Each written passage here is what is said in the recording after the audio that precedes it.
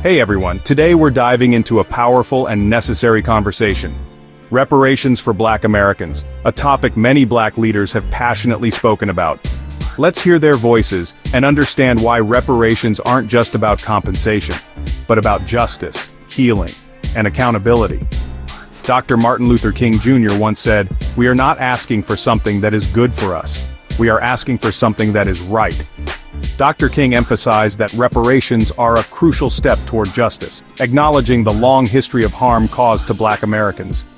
James Baldwin, a fierce critic of systemic racism, put it this way: "The idea of reparations is not about compensation. It's about making the country whole. It's about making the nation accountable." Baldwin believed that reparations are essential for healing the nation's moral fabric. In his influential essay, Ta-Nehisi Coates wrote, "Reparations is not just about the individual but about the culture of the society, about the debt society owes." Coates highlighted the structural and systemic nature of reparations, urging the country to acknowledge its historical wrongs. Reverend Sheila Jackson Lee has been a vocal advocate for H.R. 40, stating, "Reparations for African Americans is a moral imperative.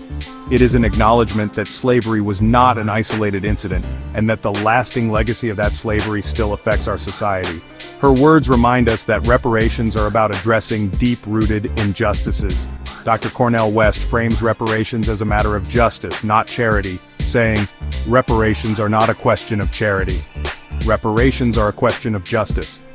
Dr. West consistently calls for moral and legal responsibility to be taken. Dr. Angela Davis emphasizes the broader importance of reparations, stating, "The struggle for reparations is not only about compensating individuals, it's about restoring and reconstituting our history and our communities." Her focus is on dignity, justice, and community empowerment. Minister Louis Farrakhan's words ring strong. "We are not asking for reparations because we are weak. We are asking for reparations because we are strong enough to stand up and demand what is ours."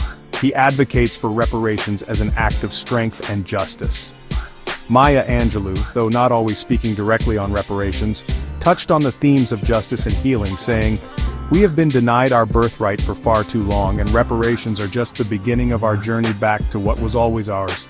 Her words resonate with the fight for justice and reclamation of rights. Al Sharpton insists, "Reparations is not a handout, it is about the government doing what it should have done years ago, making amends and making things right." Sharpton calls for responsibility and restitution from the government.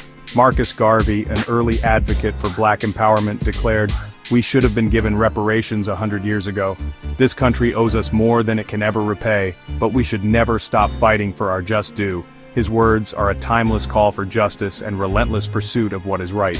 Lastly, modern activist Quintez Brown highlights, reparations are not just about a check, it's about acknowledging the deep harm done to Black communities and giving us the power and resources to rebuild. Brown emphasizes that reparations are vital for Black empowerment and community rebuilding.